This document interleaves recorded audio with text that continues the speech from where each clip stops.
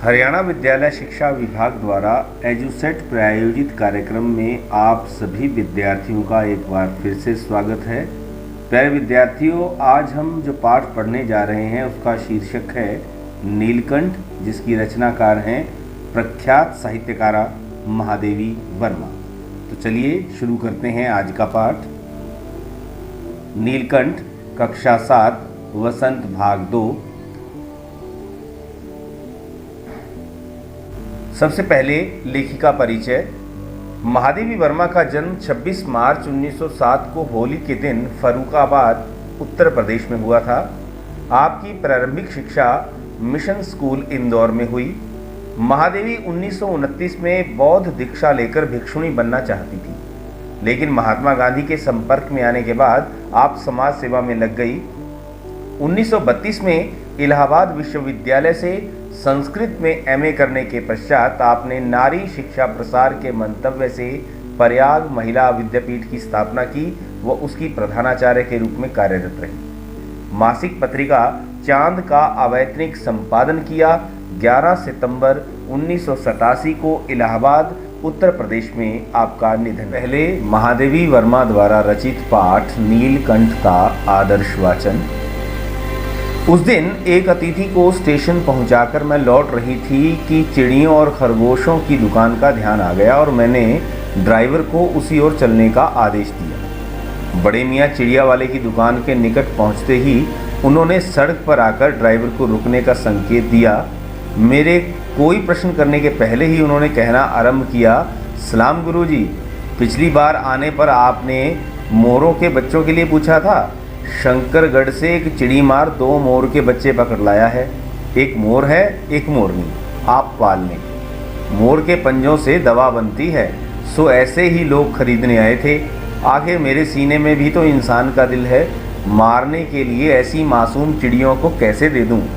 टालने के लिए मैंने कह दिया, गुरुजी ने मंगवाए हैं। वैसे वह कमबख्त रोजगार ही खराब है, बस पकड़ो पकड़ो, मारो मारो। बड़े मियाँ के भाषण की तूफान मेल के लिए कोई निश्चित स्टेशन नहीं है। सुनने वाला थककर जहाँ रोक दे वही स्टेशन मान लिया जाता है। इसी तथ्य से परिचित होने के कारण ही मैंने बीच में उन्हें रोककर पूछा, मोर के बच्चे हैं कहाँ? बड़े मियाँ के हाथ के संकेत का अनुसरण करते हुए मेरी दृष्टि एक तार के छोटे से पिंजरे तक पहुँची, जिसमें तीतरों के समान 2 बच्चे बैठे थे। पिंजरा इतना संकीर्ण था कि वे पक्षी शावक जाली के गोल फ्रेम में किसी जड़े चित्र जैसे लग रहे थे। मेरे निरीक्षण के साथ साथ बड़े मियाँ की भाषण मेल चली जा रही थी। ईमान कसम, गुरुजी, चिड़ी मार ने मुझसे इस मोर के जोड़े के नगद 30 रुपये लिए हैं। 12 कहा, भाई जरा सोच तो लो, अभी इनमें मोर की कोई खासियत भी है कि तू इतनी बड़ी कीमत ही मांगने चला? पर वह मूंजी क्यों सुनने लगा?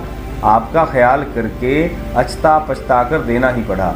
अब आप जो मुनासिब समझें। अस्तु, 30 चिड़ीमार के नाम के और 5 बड़े मियाँ के ईमान के देकर जब मैंने वह छोटा पिंजरा कार में रखा, तब मानो वह जाली के चौकड़े का चित्र जीवित हो गया।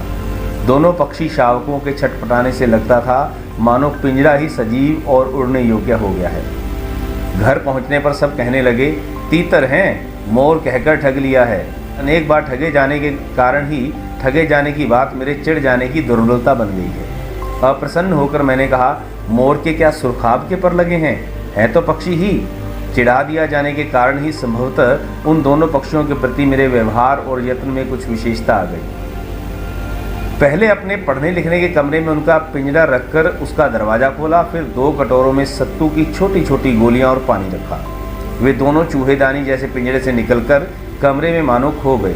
कभी मेज के नीचे घुस गए, कभी अलमारी के पीछे। अंत में इस लुका छिपी से थककर उन्होंने मेरे रद्दी कागजों की टोकरी को अपने नए बसेरे का गौरव प्रदान किया। 2-4 दिन में वे इसी प्रकार दिन में इधर उधर गुप्तवास करते और रात में रद्दी की टोकरी में प्रकट होते रहे। फिर आश्वस्त हो जाने पर कभी मेरी मेज पर, कभी कुर्सी पर और कभी मेरे सिर पर अचानक आविर्भूत होने लगे। खिड़कियों में तो जाली लगी थी, पर दरवाज़ा मुझे निरंतर बंद रखना पड़ता था। खुला रहने पर चित्रा यानी मेरी बिल्ली इन नवागंतुकों का पता लगा सकती थी और तब उसके शोध का क्या परिणाम होता, यह अनुमान करना कठिन नहीं है। वैसे वह चूहों पर भी आक्रमण नहीं करती, परंतु यहाँ तो सर्वथा अपरिचित पक्षियों का अनधिकार चेष्टा का प्रश्न था। उसके लिए दरवाज़ा बंद रहे और ये दोनों उसकी दृष्टि में ऐरे गहरे मेरी मेज़ को अपना सिंहासन बना लें, यह स्थिति चित्रा जैसी अभिमानिनी मर्जारी के लिए असह्य ही कही जाएगी। जब मेरे कमरे का कायाकल्प चिड़ियाखाने के रूप में होने लगा, तब मैंने बड़ी कठिनाई से दोनों चिड़ियों को पकड़कर जाली के बड़े घर में पहुंचाया, जो मेरे जीव जंतुओं का सामान्य निवास है। दोनों नवागंतुकों ने पहले से रहने वालों में ऐसा ही कुतूहल जगाया जैसा नववधू के आगमन पर परिवार में स्वाभाविक है। लक्का कबूतर नाचना छोड़कर दौड़ पड़े और उनके चारों ओर घूम घूम कर गुटर गूं की रागनी अलापने लगे। बड़े खरगोश सभ्य सभासदों के समान क्रम से बैठकर गंभीर भाव से उनका निरीक्षण करने लगे। ऊन की गेंद जैसे छोटे खरगोश उनके चारों ओर उछल कूद मचाने लगे। तोते मानो भली भांति देखने लगे कि एक आंख बंद करके उनका परीक्षण करने लगे। उस दिन मेरे चिड़ियाघर में मानो भूचाल आ गया। धीरे धीरे मोर के बच्चे बढ़ने लगे। उनका कायाकल्प वैसे ही क्रमशः और रंगमय था जैसे इल्ली से तितली का बनना। मोर के सिर की कलगी और सघन, ऊंची तथा चमकीली हो गई। चोंच अधिक बंकिम और पैनी हो गई। गोल आंखों में इंद्रणी की नीलाभ द्युति झलकने लगी। लंबी नील हरित ग्रीवा की हर भंगिमा में धूप छाही तरंगे उठने गिरने लगी। दक्षिण वाम दोनों पंखों में सलेटी और सफ़ेद आलेखन स्पष्ट होने लगे। पूंछ लंबी हुई और उसके आंखों पर चंद्रिकाओं के इंद्रधनुषी रंग उद्दीप्त हो उठे। रंग रहित पैरों को गर्वीली गति ने एक नई गरिमा से रंजित कर दिया। उसका गर्दन ऊंची कर देखना, विशेष भंगिमा के साथ उसे नीची कर दाना चुगना, पानी पीना, टेढ़ी कर शब्द सुनना आदि क्रियाओं में जो सुकुमारता और सौंदर्य था, उसका अनुभव देखकर ही किया जा सकता है। गति का चित्र नहीं आंका जा सकता। मोरनी का विकास मोर के समान चमत्कारिक तो नहीं हुआ, परंतु अपनी लंबी धूप छाही गर्दन, हवा में चंचल कलगी, पंखों की श्याम श्वेत पत्र लेखा मंथर गति आदि से वह भी मोर की उपयुक्त सहचारणी होने का प्रमाण देने लगी। नीलाभ ग्रीवा के कारण मोर का नाम रखा गया नीलकंठ, और उसकी छाया के समान रहने के कारण मोरनी का नामकरण हुआ राधा।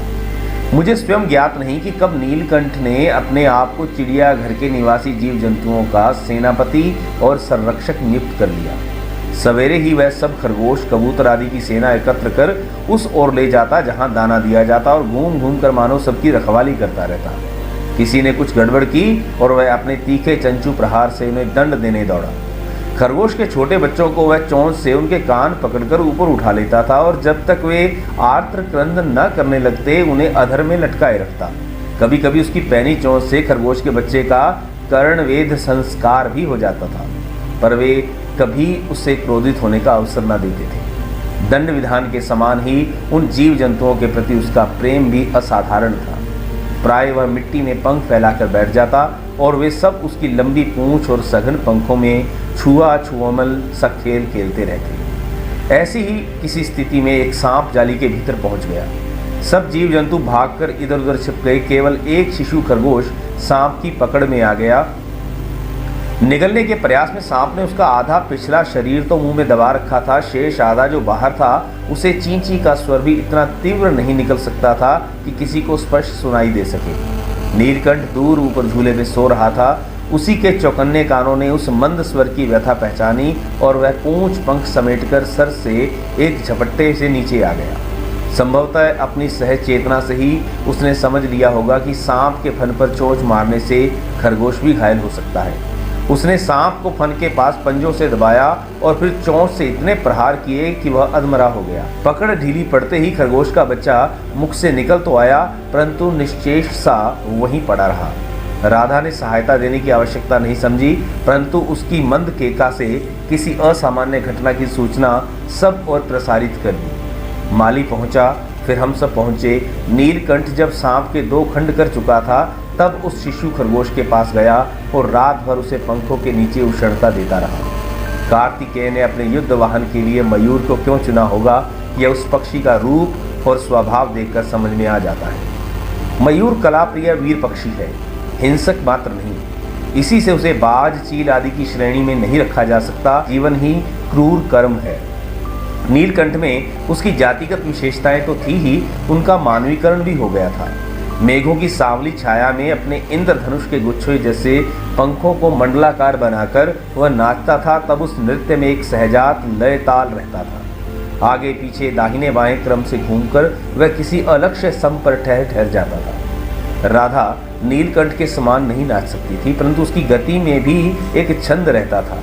वह नृत्य मगन नीलकंठ की दाहिनी ओर के पंख को छूती हुई बाईं ओर निकल जाती और बाएं पंख को स्पर्श कर दाहिनी ओर। इस प्रकार उसकी परिक्रमा में एक पूरक ताल परिचय मिलता था। लिया कि उसका नृत्य मुझे बहुत भाता है, यह तो नहीं बताया जा सकता, परंतु अचानक एक दिन वह मेरे जाली घर के पास पहुंचते ही अपने झूले से उतरकर नीचे आ गया और पंखों का सतरंगी मंडलाकार छाता तानकर नृत्य की भंगिमा में खड़ा हो गया। तब से यह नृत्य भंगिमा नित्य का क्रम बन गई। प्राय मेरे साथ कोई ना कोई देशी विदेशी अतिथि भी पहुंच जाता था और नीलकंठ की मुद्रा को अपने प्रति सम्मान पूर्वक समझकर विस्मयाभिभूत हो उठता था।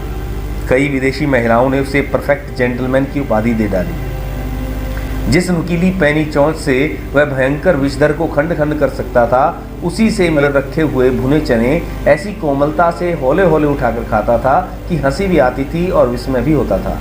फलों के वृक्षों से अधिक उसे पुष्पित और पल्लवित वृक्ष भाते थे। वसंत में जब आम के वृक्ष सुनहली मंजरियों से लद जाते थे, अशोक नए लाल पल्लवों से ढक जाता था, तब जाली घर में वह इतना अस्थिर उठता कि उसे बाहर छोड़ देना पड़ता। नीलकंठ और राधा की सबसे प्रिय ऋतु तो वर्षा ही थी। मेघों के उमड़ आने से पहले ही वे हवा में उसकी सजल आहट पा लेते और तब उनकी मंद केका की गूंज अनुगूंज तीव्र से तीव्र तो होती हुई मानो बूंदों के उतरने के लिए सोपान पंक्ति बनने लगती थी। मेघ के गर्जन के ताल पर ही उसके तन में नृत्य का आरंभ होता और फिर मेघ जितना अधिक गरजता, बिजली जितनी अधिक चमकती, बूंदों की रिमझिमाहट जितनी तीव्र होती, नीलकंठ के नृत्य का वेग उतना ही अधिक बढ़ता जाता और उसकी केका का स्वर उतना ही मंद्र से मंद्रतर होता जाता। वर्षा के थम जाने पर वह दाहिने पंजे पर दाहिना पंख और बाएं पर बायां पंख फैलाकर सुखाता। कभी कभी वे दोनों एक दूसरे के पंखों से टपकने वाली बूंदों को चोंच से पी पी कर पंखों का गीलापन दूर करते रहते। इस आनंद उत्सव की रागनी में बेमेल स्वर कैसे बज उठा, यह भी एक करुण कथा है। एक दिन मुझे किसी कार्य से न खास कोने से निकलना पड़ा और बड़े मियाँ ने पहले की समान कार को रोक लिया। इस बार किसी पिंजड़े की ओर नहीं देखूंगी, यह संकल्प मैंने बड़े मियाँ की विरल दाढ़ी और सफ़ेद डोरे से कान में बंधी ऐनक को ही अपने ध्यान का केंद्र बनाया। पर बड़े मियाँ के पैरों के पास जो मोरनी पड़ी थी, उसे अनदेखा करना कठिन था। मोरनी राधा के समान ही थी। उसके मूंछ से बंधे दोनों पंजों की उंगलियां टूटकर इस प्रकार एकत्रित हो गई थी कि वह खड़ी ही नहीं हो सकती थी। बड़े मियाँ की भाषण में फिर दौड़ने लगी। देखिए गुरुजी, कमबख्त चिड़ी मारने बेचारी का क्या हाल किया है। ऐसे कभी चिड़िया पकड़ी जाती है? आप ना आई होती तो मैं उसी के सिर पर इसे पटक देता, पर आपसे भी यह अधमरी मोरनी ले जाने को कैसे कहूँ। सारांश यह कि 7 रुपये देकर मैं उसे अगली सीट पर रखवाकर घर ले आई और एक बार फिर मेरे पढ़ने लिखने का कमरा अस्पताल बना। पंजों की मरहम पट्टी और देखभाल करने पर वह महीने भर में अच्छी हो गई। उंगलियां वैसी ही टेढ़ी मेढ़ी रही, परंतु वह ठूंठ जैसे पंजों पर डगमगाती हुई चलने लगी। तब उसे जाली घर में पहुंचाया गया और नाम रखा गया कुब्जा। नाम के अनुरूप वह स्वभाव से भी कुब्जा ही प्रमाणित हुई। अब तक नीलकंठ और राधा साथ साथ रहते थे। अब कुब्जा उन्हें साथ देखते ही मारने दौड़ती। चोंच से मार मारकर उसने राधा की कलगी नोच डाली, पंख नोच डाली कि नीलकंठ उससे दूर भागता था और वह उसके साथ रहना चाहती। न किसी जीव जंतु से उसकी मित्रता थी, न वह किसी को नीलकंठ के समीप आने देना चाहती थी। उसी बीच राधा ने 2 अंडे दिए जिनको वह पंखों में छिपाए बैठे रहती। पता चलते ही कुब्जा ने चोंच मार मार कर राधा को ढकेल दिया और फिर अंडे फोड़कर ठूंठ जैसे पैरों से सब और छितरा दिए। इस कलह कोलाहल से और उससे भी अधिक राधा की दूरी से बेचारे नीलकंठ की प्रसन्नता का अंत हो गया। कई बार वह जाली के घर से निकल भागा। एक बार कई दिन भूखा प्यासा आम की शाखाओं में छिपा बैठा रहा, जहाँ से बहुत पुचकार कर मैंने उतारा। एक बार मेरी खिड़की की शेड पर छिपा रहा। मेरे दाना देने जाने पर वह सदा की भांति पंखों को मंडलाकार बनाकर खड़ा हो जाता था, पर उसकी चाल में थकावट और आंखों में एक शून्यता रहती थी। अपनी अनुभवहीनता के कारण ही मैं आशा करती रही कि थोड़े दिन बाद सब मेल हो जाएगा। अंत में 3-4 मास के उपरांत एक दिन सवेरे जाकर देखा कि नीलकंठ पूंछ पंख फैलाए धरती पर उसी प्रकार बैठा हुआ है जैसे खरगोश के बच्चे को पंखों में छिपाकर बैठता था। मेरे पुकारने पर भी उसके न उठने पर संदेह हुआ। वास्तव में नीलकंठ मर गया था। उत्तर तो अब तक नहीं मिल सका है, न उसे कोई बीमारी हुई, न उसके रंग बिरंगे फूलों के स्तबक जैसे शरीर पर किसी चोट का चिन्ह मिला। मैं अपने शाल में लपेटकर उसे संगम ले गई। जब गंगा के बीच की धार में उसे प्रवाहित किया गया तब उसकी पंखों की चंद्रिकाओं से बिंबित प्रतिबिंबित होकर गंगा का चौड़ा पाट एक विशाल मयूर के समान तरंगित हो उठा। नीलकंठ के न रहने पर राधा तो निश्चेष सी कई दिन कोने में बैठी रही। वह कई बार भागकर लौट आया था, अतः वह प्रतीक्षा के भाव से द्वार पर दृष्टि लगाए रहती। पर कुब्जा ने कोलाहल के साथ खोज ढूंढ आरंभ की।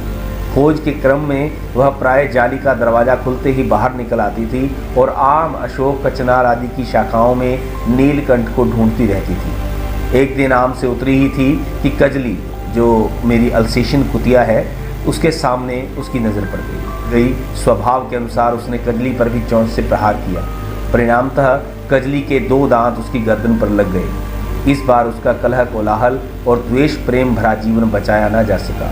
परंतु इन 3 पक्षियों ने मुझे पक्षी प्रकृति की विभिन्नता का जो परिचय दिया है वह मेरे लिए विशेष महत्व रखता है। राधा अब प्रतीक्षा में ही दुकेली है। आषाढ़ में जब आकाश मेघाच्छन्न हो जाता है, झूले पर और कभी अशोक की डाल पर अपनी केका को तीव्रतर करके नीलकंठ को बुलाती रहती है। सार, यह पाठ एक रेखा चित्र है जिसमें लेखिका ने अपने सभी पालतू पशुओं में से एक मोर, जिसे उन्होंने नीलकंठ नाम दिया है, उसका वर्णन किया है। उसके स्वभाव, व्यवहार और चेष्टाओं को विस्तार से बताया है। एक बार लेखिका अतिथि को स्टेशन पहुंचाकर लौट रही थी तो बड़े मियाँ चिड़िया वाले के यहाँ से मोर मोरनी के 2 बच्चे ले आई। जब वे दोनों पक्षी लेकर घर पहुंची तो सबने कहा कि वे मोर की जगह तीतर ले आई हैं। दुकानदार ने उन्हें ठग लिया है। यह सुनकर लेखिका चिढ़कर दोनों पक्षियों को अपने पढ़ने लिखने के कमरे में ले गई। दोनों पक्षी उनके कमरे में आज़ादी से घूमते रहे। जब वे लेखिका से घुल मिल गए तो वे लेखिका का ध्यान अपनी हरकतों से अपनी ओर खींचते। जब वे थोड़े बड़े हुए तो उन्हें अन्य पशु पक्षियों के साथ जाली घर पहुंचा दिया गया। धीरे धीरे दोनों बड़े होने लगे और सुंदर मोर मोरनी में बदल गए। मोर के सिर की कलगी बड़ी और चमकीली हो गई थी, चोंच और तीखी हो गई थी, गर्दन लंबी नीले हरे रंग की और पंखों में चमक आने लगी थी। मोरनी का विकास मोर की तरह सौंदर्यमयी नहीं था, परंतु वह मोर की उपयुक्त सहचारिणी थी। मोर की नीली गर्दन के कारण उसका नाम नीलकंठ रखा गया था। मोरनी मोर की छाया थी, इसलिए उसका नाम राधा रखा गया था। नीलकंठ लेखिका के चिड़ियाघर का स्वामी बन गया था। जब कोई पक्षी मोर की बात नहीं मानता तब मोर उसे अपनी चोंच के प्रहार से दंड देता था। एक बार एक सांप ने खरगोश के बच्चे को मुंह में दबा लिया। नीलकंठ ने उस सांप को अपनी चोंच के प्रहार से टुकड़े टुकड़े कर दिया और खरगोश के बच्चे को रात भर अपने पंखों के नीचे रखकर गर्मी देता रहा। वसंत पर मेघों की सांवली छाया में अपने इंद्रधनुषी पंख फैलाकर नीलकंठ एक सहजात लयताल में नाचता रहता। लेखिका को नीलकंठ का नाचना बहुत अच्छा लगता। अनेक विदेशी महिलाओं ने उसकी मुद्राओं को अपने प्रति व्यक्त सम्मान समझकर उसे परफेक्ट जेंटलमैन की उपाधि दे दी थी। नीलकंठ और राधा को वर्षा ऋतु बहुत अच्छी लगती थी। उन्हें बादलों के आने से पहले उनकी आहट सुनाई देने लगती थी। बादलों की गड़गड़ाहट, वर्षा की रिमझिम, बिजली की चमक जितनी अधिक होती, नीलकंठ के नृत्य में उतनी ही तन्मयता और वेग बढ़ता जाता था। बरसात के समाप्त होने पर वह दाहिने पंजे पर दाहिना पंख और बाएं पर बायां पंख फैलाकर सुखाने लग जाता। उन दोनों के प्रेम में एक दिन तीसरा भी आ गया। एक दिन लेखिका को बड़े मियाँ की दुकान से एक घायल मोरनी 7 रुपए में मिली। पंजों की मरहम पट्टी करने पर 1 महीने में वह ठीक हो गई और डगमगाती हुई चलने लगी तो उसे जाली घर में पहुंचा दिया गया। उसके दोनों पैर खराब हो गए थे, जिसके कारण वह डगमगाती हुई चलती थी। उसका नाम कुब्जा रखा गया था। नीलकंठ और राधा को जब भी साथ देखती उन्हें मारने दौड़ती।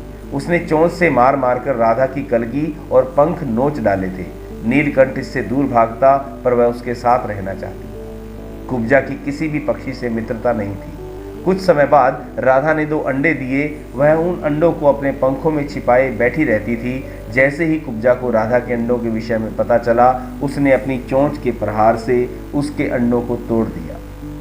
नीलकंठ इससे बहुत दुखी हो गया। लेखिका को आशा थी कि कुछ दिनों में सब मेल हो जाएगा, परंतु ऐसा नहीं हुआ।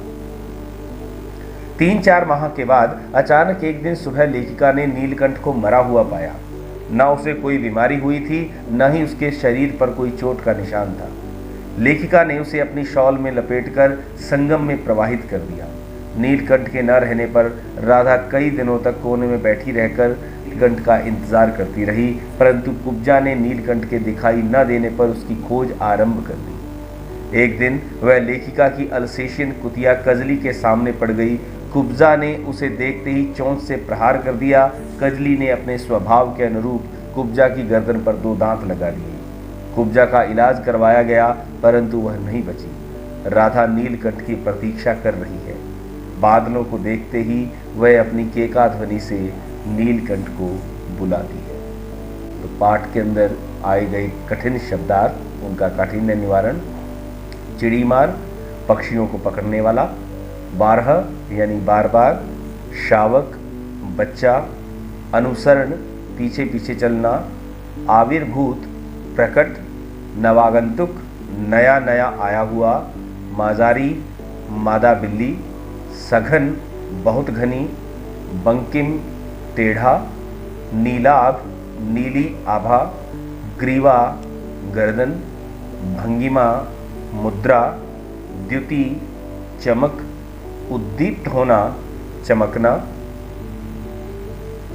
श्याम, काली; मंथर, धीमी; चंचू प्रहार, चोंच से चोट करना; आतंक, क्रंदन, दर्द भरी आवाज में चीखना; व्यथा, पीड़ा; निश्चेष्ट, बेहोश होना; उष्णता, गर्मी; अधर, बीच में; कार्तिकेय, शिव का पुत्र; नित्य, प्रतिदिन; विस्मयाभिभूत, हैरानी भरा; पुष्पित, फूलों से; मंजरियाँ, नई कोपलें; स्तबक, गुलदस्ता; सोपान, सीढ़ी; करुण कथा, दुख भरी कहानी।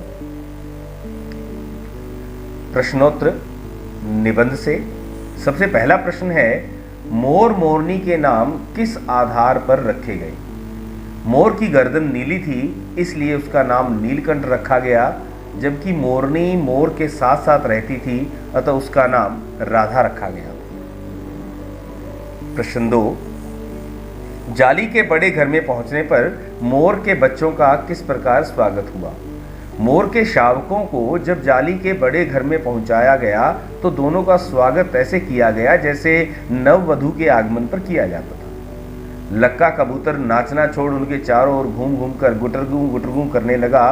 बड़े खरगोश गंभीर भाव से कतार में बैठकर उन्हें देखने लगे। छोटे खरगोश उनके आसपास उछल कूद मचाने लगे। तोते एक आंख बंद करके उन्हें देखने लगते हैं। इस प्रकार मोर के बच्चों का बहुत ही सुंदर ढंग से स्वागत किया गया। प्रश्न संख्या 3, लेखिका को नीलकंठ की कौन सी चेष्टाएं बहुत भाती थी? नीलकंठ देखने में बहुत सुंदर था। वैसे तो उसकी हर चेष्टा ही अपने आप में आकर्षक थी, लेकिन महादेवी को निम्न चेष्टाएं अत्यधिक भाती थी, जैसे उसका गर्दन ऊंची करके देखना, विशेष भंगिमा के साथ गर्दन नीची कर दाना चुगना, पानी पीना, गर्दन को टेढ़ी करके शब्द सुनना, मेघों की गर्जन ताल पर उसका इंद्रधनुष के गुच्छे जैसे पंखों को मंडलाकार बनाकर तन्मय नृत्य करना, महादेवी के हाथों से होले होले चने उठाकर खाना और महादेवी के सामने पंख फैलाकर खड़े होना, ये सभी चेष्टाएं लेखिका को बहुत भाती थी। प्रश्न संख्या 4, इस आनंदोत्सव की रागिनी में बेमेल स्वर कैसे बज उठा? वाक्य किस घटना की ओर संकेत कर रहा है? इस जब लेखिका ने बड़े मियाँ से एक अधमरी मोरनी खरीदी और उसे घर ले गई, उसका नाम कुब्जा रखा गया। उसे नीलकंठ और राधा का साथ रहना नहीं भाया। वह नीलकंठ के साथ रहना चाहती थी, जबकि नीलकंठ उससे दूर भागता था। कुब्जा ने राधा के अंडे तोड़कर बिखेर दिए। इससे नीलकंठ की प्रसन्नता का अंत हो गया, क्योंकि राधा से दूरी बढ़ गई थी। कुब्जा ने नीलकंठ के शांतिपूर्ण जीवन में ऐसा कोलाहल मचाया कि बेचारे नीलकंठ के जीवन का अंत ही हो गया। प्रश्न संख्या 5, वसंत ऋतु में नीलकंठ के लिए जाली घर में बंद रहना असहनीय क्यों हो जाता था? जब वसंत ऋतु में आम के वृक्ष सुनहरी मंजरियों से लद जाते थे और अशोक के वृक्ष नए पत्तों से भर जाते थे, तब नीलकंठ जाली घर में अस्थिर हो जाता था। वह वसंत ऋतु में किसी घर में बंदी होकर नहीं रह सकता था। उसे पुष्पित और पल्लवित वृक्ष भाते थे, तब उसे बाहर छोड़ देना आवश्यक हो जाता था। प्रश्न संख्या 6, जाली घर में रहने वाले सभी जीव एक दूसरे के मित्र बन गए थे, पर कुब्जा के साथ ऐसा संभव क्यों नहीं हो पाया? जाली घर में रहने वाले सभी जीव जंतु एक दूसरे के मित्र बन गए थे, पर कुब्जा के साथ ऐसा संभव नहीं हो पाया, क्योंकि कुब्जा किसी से मित्रता करना ही नहीं चाहती थी। वह सबसे लड़ती रहती थी। उसे केवल नीलकंठ के साथ रहना पसंद था। वह और किसी को उसके पास नहीं जाने देती थी।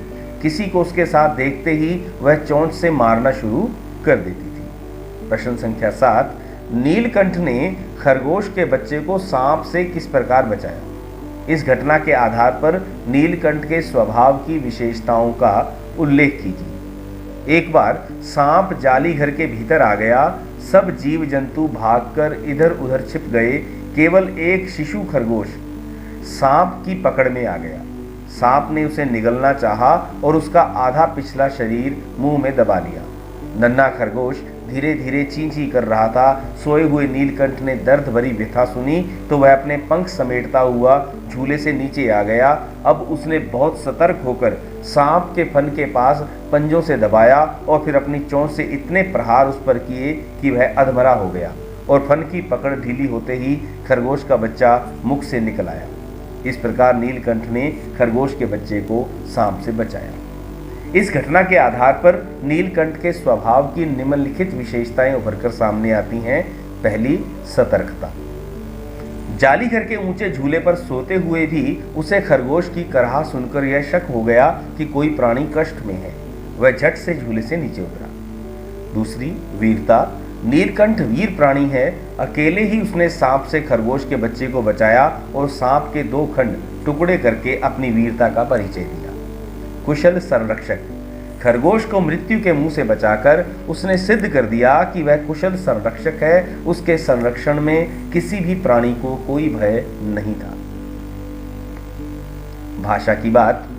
प्रश्न संख्या 1, रूप शब्द से कुरूप, स्वरूप, बहुरूप आदि बहुत से शब्द बनते हैं। इसी प्रकार नीचे लिखे शब्दों से अन्य शब्द बनाइए। जैसे पहला शब्द है गंध, तो इससे हमने शब्द बनाए हैं सुगंध, दुर्गंध और गंधहीन।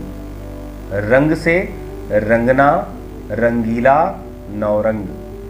फल से सफल, फलदार और फलित। ज्ञान से अज्ञान, ज्ञानवान, अज्ञानी। प्रश्न संख्या 2, विस्मयाभिभूत शब्द विस्मय और अभिभूत 2 शब्दों के योग से बना है। इसमें विस्मय के य के साथ अभिभूत के अ के मिलने से या हो गया। अ आदि वर्ण है, यानी कि जो सभी व्यंजनों के अंदर शामिल है। ये सभी वर्ण ध्वनियों में व्याप्त है। व्यंजन वर्णों में इसके योग को स्पष्ट रूप से देखा जा सकता है। जैसे क हलंत, इसके साथ जब अ जोड़ा गया है तो पूर्ण ध्वनि बनती है क, इत्यादि। अ की मात्रा के चिन्ह से आप परिचित हैं। अ की भांति किसी शब्द में आ के भी जुड़ने से आकार की मात्रा ही लगती है। जैसे मंडल जमा आकार, मंडलाकार। मंडल और आकार की संधि करने पर यानी कि जोड़ने पर मंडलाकार शब्द बनता है और मंडलाकार शब्द का विग्रह करने पर यानी कि उसको तोड़ने पर मंडल और आकार दोनों अलग अलग शब्द बनते हैं। तो नीचे दिए गए शब्दों के संधि विग्रह कीजिए। पहले संधि करनी है, उसके बाद संधि विग्रह। नील और आग, नीलाभ। नव जमा आगंतुक, नवागंतुक। अब विग्रह करना है, मतलब तोड़ना है। सिंहासन, सिंह जमा आसन।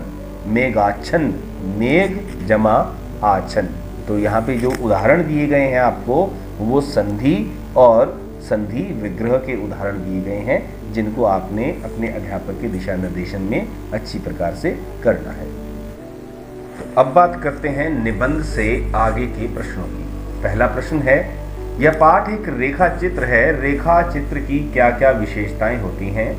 जानकारी प्राप्त कीजिए और लेखिका के लिखे किसी अन्य रेखा चित्र को पढ़िए। रेखा चित्र एक सीधी कहानी न होकर जीवन के कुछ मुख्य अंश प्रस्तुत करती है। यह एक सीधी सादी कहानी नहीं होती, बल्कि संपूर्ण जीवन की छोटी बड़ी घटनाओं का समावेश होता है। रेखा चित्र में भावनात्मक और संवेदनात्मकता होती है। ये अत्यंत स्वाभाविक और सरल होते हैं। इनमें बनावट लेश मात्र भी नहीं होती। अन्य रेखा चित्र महादेवी के संग्रह गौरा गाय और सोना हिरनी इत्यादि पढ़े जा सकते हैं। वर्षा ऋतु में जब आकाश में बादल घिर जाते हैं, तब मोर पंख फैलाकर धीरे धीरे मचलने लगता है। यह मोहक दृश्य देखने का प्रयास कीजिए। छात्र अपने अनुभव से इस प्रश्न का उत्तर देंगे। अगला प्रश्न है, पुस्तकालयों में से ऐसी कहानियों, कविताओं या गीतों को खोजकर पढ़िए जो वर्षा ऋतु और मोर के नाचने से संबंधित हों। तो छात्र स्वयं पुस्तकालयों से जाकर अपने विषय अध्यापक के मार्गदर्शन में ऐसी कविताओं, कहानियों और गीतों का चुनाव करेंगे और उन्हें पढ़ेंगे।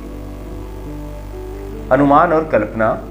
निबंध में आपने ये पंक्तियां पढ़ी हैं, मैं अपने शाल में लपेटकर उसे संगम ले गई। जब गंगा के बीच धार में उसे प्रवाहित किया, तब उसके पंखों की चंद्रिकाओं से बिंबित प्रतिबिंबित होकर गंगा का चौड़ा पाट एक विशाल मयूर के समान तरंगित हो उठा। इन पंक्तियों में एक भाव चित्र है। इसके आधार पर कल्पना कीजिए और लिखिए, मोर पंख की चंद्रिका और गंगा की लहरों में क्या क्या समानताएं लेखिका ने देखी होंगी, जिसके कारण गंगा का चौड़ा पाट एक विशाल मयूर पंख के समान तरंगित हो उठा। ये जो घटना है, ये जो वर्णन है उस समय का है जब नीलकंठ की मृत्यु हो जाती है और महादेवी वर्मा उसे गंगा में प्रवाहित करने के लिए लेकर जाती है। जब गंगा के बीच धार में नीलकंठ को प्रवाहित किया गया, तब उसके पंखों की चंद्रिकाओं से बिंबित प्रतिबिंबित होकर गंगा का चौड़ा पाट एक विशाल मयूर के समान तरंगित हो उठा।